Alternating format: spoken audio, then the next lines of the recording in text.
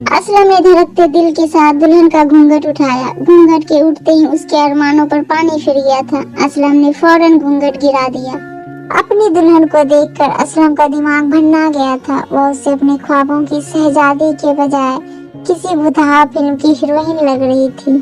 असलम ने अपने दांत पीस लिए और दरवाजा खोलकर बाहर निकल गया। बड़ी भाभी बरामदे में टहलते हुए अपने रोते हुए मुन्ने को चुप कराने की कोशिश कर रही थी। असलम उनके पास चला गया। मेरे साथ आइए भाभी। असलम भाभी का हाथ पकड़कर बोला। हुआ क्या है? भाभी उसके तेवर देखकर हैरान थी। पहले अंदर चलिए। असलम उनका हाथ पकड़कर उन्हें अपने कमरे में ले गया। यह दुल्हन पसंद की है आपने मेरे लिए? असलम ने दुल्हन का घूंघट झटके से उठाकर भाभी से पूछा। मुझे क्या पता था कि तुम सूरत को अहमियत दोगे, मैंने तो सीरत पर की थी। भाभी बोली। आपसे किसने कह दिया कि सूरत वालों के पास सीरत नहीं होती? असलम ने जल भून कर भाभी से पूछा। अब जैसी भी है इसी के साथ गुजारा कर लो, इसी में सारे खानदान की भलाई है। बड़ी भाभी नसीहत देकर चलती बनी। उठो यहाँ से और दफा हो जाओ। असलम ने गुस्से में मुमताज से कहा। मैं कहाँ जाऊँ? मुमताज ने सहम कर पूछा। उसकी आंखें भर आई थी। भाड़ में, असलम ने झल्ला कर कहा। मुमताज चुपचाप बेड से उतरकर सोफे पर जाकर बैठ गई। असलम ने बेड पर लेटकर चादर ओढ़ ली और सो गया। सुबह असलम की आंख देर से खुली। उसने घड़ी पर नजर डाली। 9:30 बज रहे थे। मुमताज सोफे पर गठरी बनी सो रही थी। असलम बाथरूम में घुस गया और फ्रेश होकर कमरे से बाहर आ गया। सुबह सुबह छेला बनकर कहाँ चल दिए देवर जी? कमरे से बाहर निकलते ही छोटी भाभी ने टोक दिया। दफ्तर जा रहा हूँ। असलम ने होंठ सिकोड़ कर कहा। मगर तुमने तो 15 दिन की छुट्टी ली थी।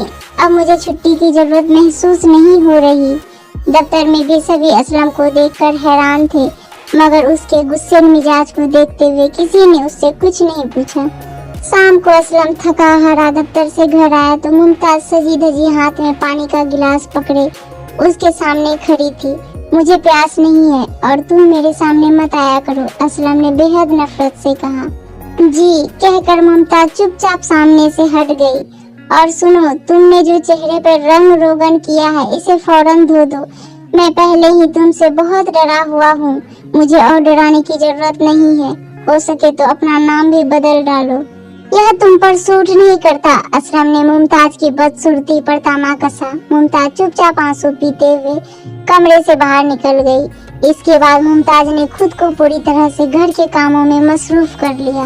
वह यही कोशिश करती कि असलम और उसका सामना कम से कम हो। दोनों भाभियों के मजे हो गए थे। उन्हें मुफ्त की नौकरानी मिल गई थी। एक दिन मुमताज किचन में बैठी सब्जी काट रही थी। तभी असलम ने किचन में दाखिल होकर कहा, ऐ सुनो। जी? मुमताज उसे किचन में देखकर हैरान थी। मैं दूसरी शादी कर रहा हूँ। यह तलाकनामा है, इस पर साइन कर दो। असलम ने हाथ में पकड़ा हुआ कागज उसकी तरफ बढ़ाते हुए कहा। क्या? मुमताज ने हैरत से देखा और सब्जी काटने वाली छुरी से अपना हाथ काट लिया। उसके हाथ से खून बहने लगा। जाहिल। असलम ने उसे घूर कर देखा। शक्ल तो है ही नहीं, अक्ल भी नहीं है तुम्हें। और उसने मुमताज का हाथ पकड़कर नल के नीचे कर दिया। मुमताज आंसुओं को रोकने की नाकाम कोशिश कर रही थी। असलम ने एक पल को उसकी तरफ देखा। आंखों में उतर आए आंसुओं को रोकने के लिए जल्दी जल्दी पलकें झपकाते हुए वह बड़ी मासूम नजर आ रही थी।